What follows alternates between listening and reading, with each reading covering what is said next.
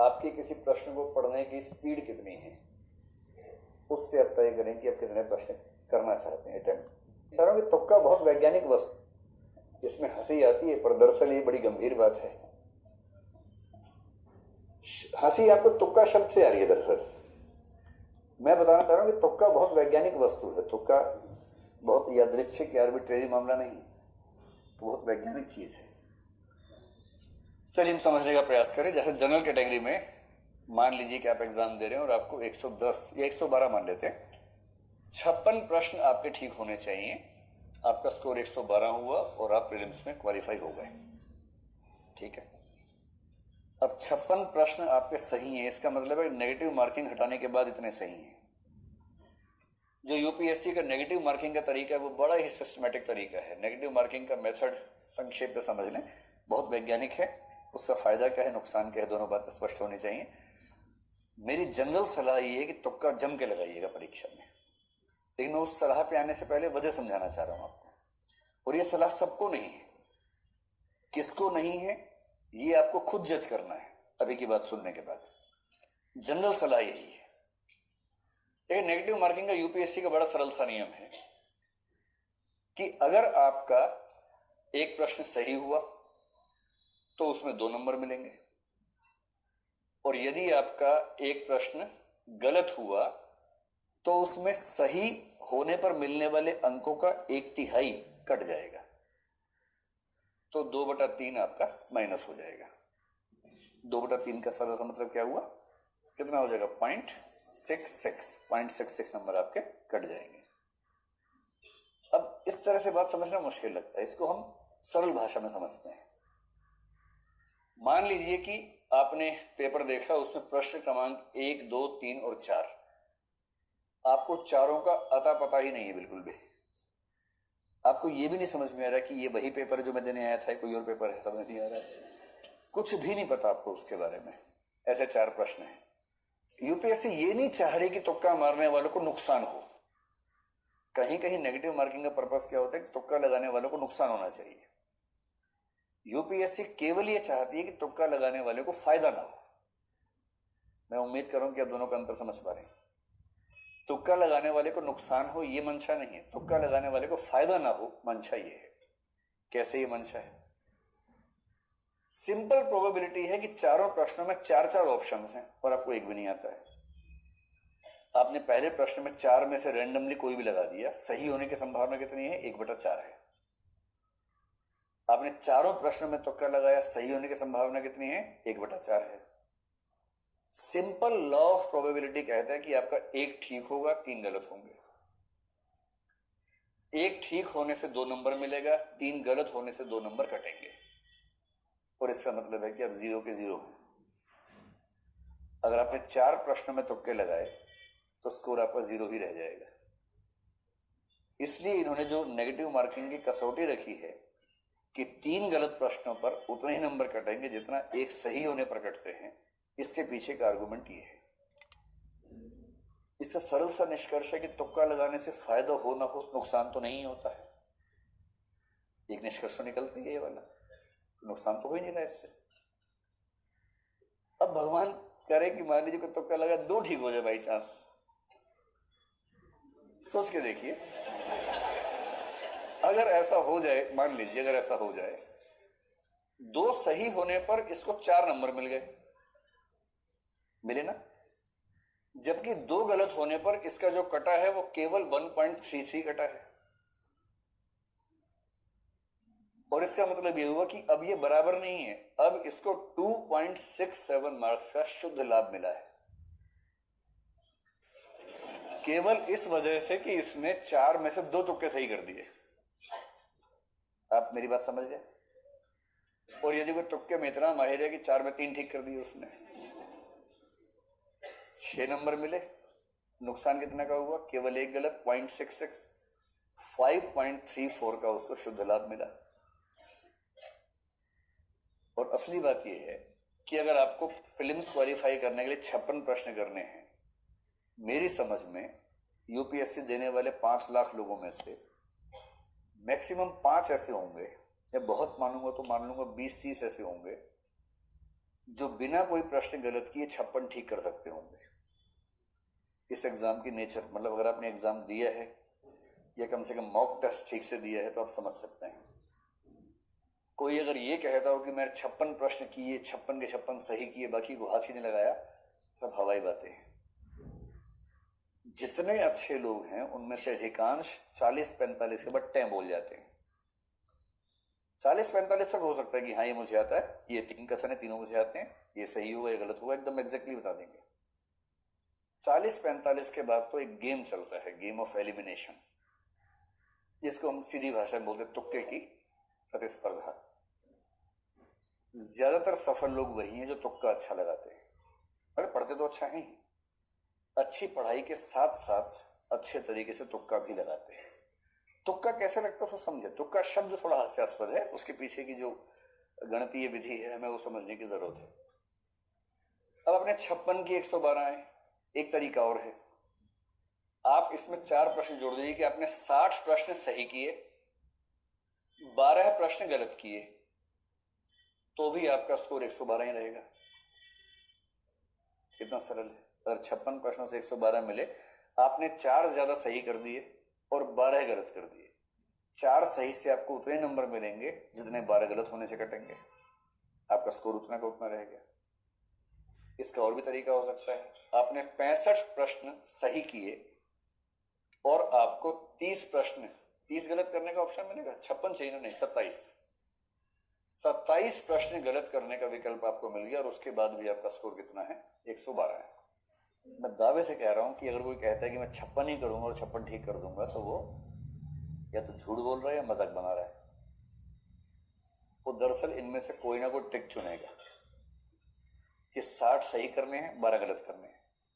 मतलब गलत करने हैं ऐसे नहीं, गलत हो जाए तो कोई बात नहीं, सही करने तो पर्पस हो सकता है, गलत करने के पर्पस होगा। 65 सही करूंगा, 27 गलत हो, 92 हो गए, 8 प्रश्न छोड़ दूंगा। ये एक अच्छी अप्रोच हो सकती है। अब इस लेवल पर आकर मैं आपको एक निष्कर्ष समझाने का प्रयास करता हूं। मेरी सामान्य राय, जिस पर अभी आपको काम करना है अपने स्तर पर, क्योंकि हर व्यक्ति के लिए समान दवाई काम नहीं करती है, बीमारियां अलग अलग हैं, दवाइयां अलग अलग ही होंगी।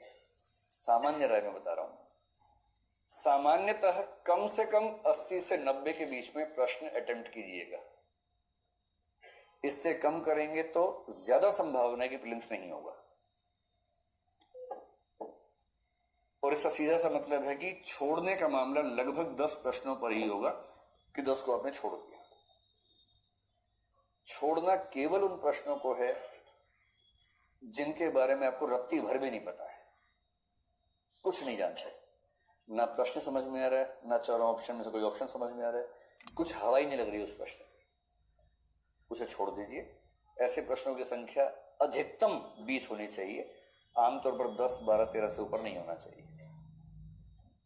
इस समय बाकी सारे प्रश्न करेंगे, और बाकी सारे प्रश्न जो करेंगे, तुक्का लगाने की जो रीति है, पद्धति है, वो पद्धति क्या है उसको एक ही बार में समझ लीजिए, उसका अप्लाई करना शुरू कर दीजिए।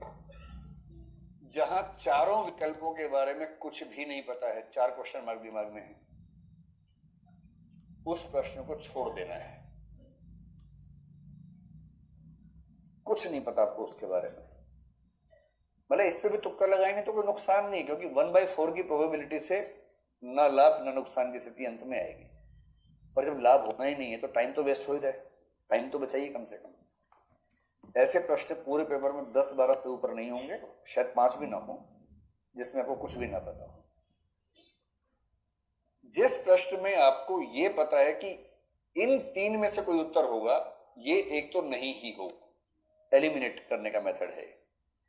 प्रश्न पढ़ा, उत्तर पढ़े, आपको ये नहीं पता कि सही उत्तर कौन सा, बस ये पता है कि ये उत्तर नहीं हो सकता, 4 में से एक, ये तो हो ही नहीं सकता, बाकी 3 में से कोई भी हो सकता है।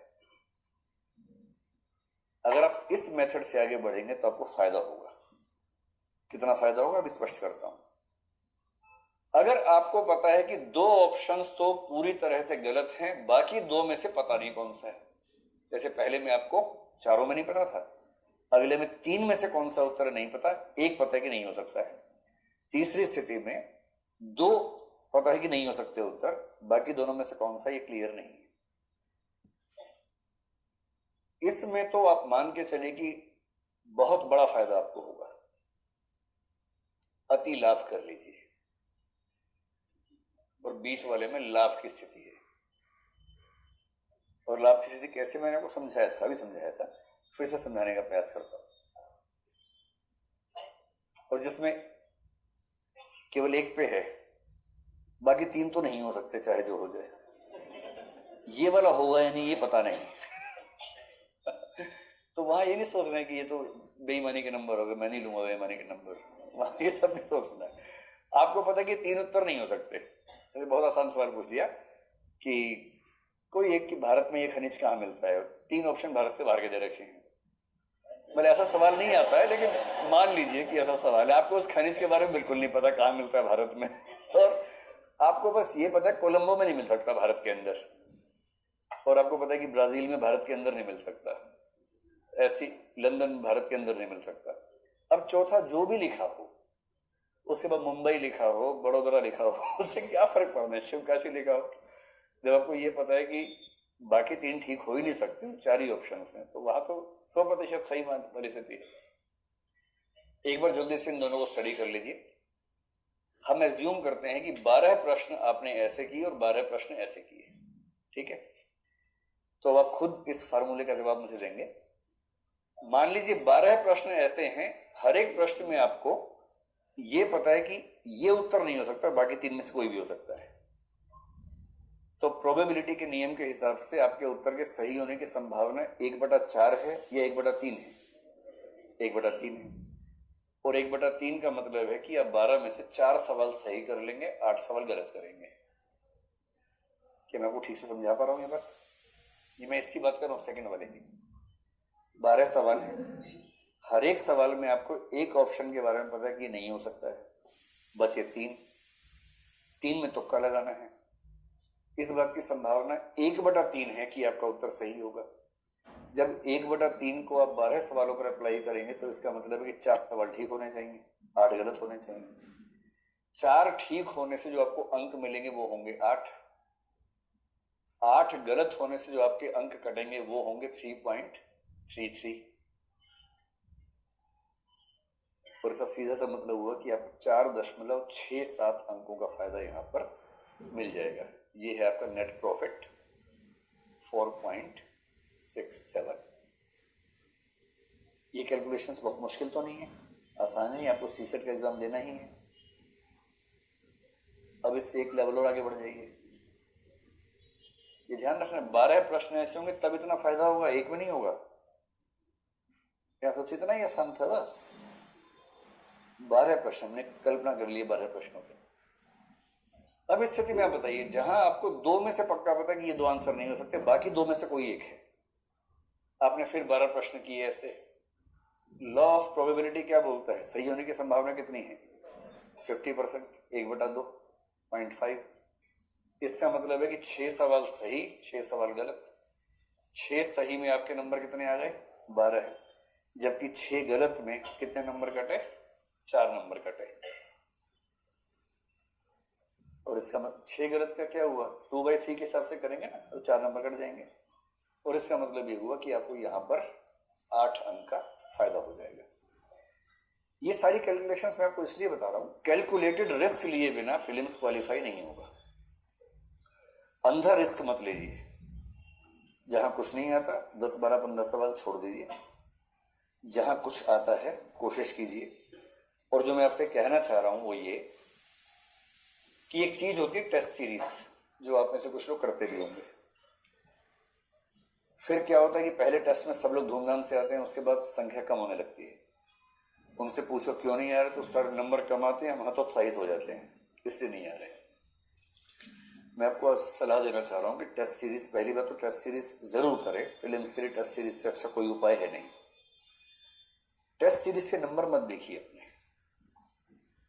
अगर आपको पता है कि आपकी तैयारी कम है तो भी टेस्ट सीरीज में जाइए, और टेस्ट सीरीज के नंबर पर ध्यान ही मत दीजिए, भाड़ में जाए नंबर। दिसंबर के टेस्ट से 3 जून के टेस्ट में आपकी क्या परफॉर्मेंस होगी कोई जज नहीं कर सकता है। लेकिन टेस्ट सीरीज से सबसे बड़ा बेनिफिट क्या होता है, एक तो क्या होता है कि परीक्षा भवन में जाते जो धुक धुक होती है ना, वो धुक धुक कहीं और हो नहीं सकती है। मतलब अलग अलग तरह की धुक धुक अलग अलग जगह होती है। परीक्षा भवन वाली जो धुक धुक है, वो जो मतलब आप लोगों के दौर में कई धुक धुकें चल रही होंगी आजकल आपके मन में, लेकिन मैं उसमें से केवल एक पे फोकस कर रहा हूं जो परीक्षा भवन में होती है। बाकी तो पर्सनल मामला है, ये सार्वजनिक है। तो जो एग्जाम हॉल में होने वाली धुकधुकी है, उस धुकधुकी की परिस्थिति में ही जब आप सॉल्व करेंगे पेपर, तो आपको ठीक से पता लगेगा कि आप स्ट्रेस कैसे मैनेज करते हैं। जैसे कई लोग प्रीलिम्स के बाद क्या बोलते हैं कि 3 क्वेश्चन सिली मिस्टेक्स हो गई, सब आता था, वहां पता नहीं दिमाग खराब, वो गलत कर दिया।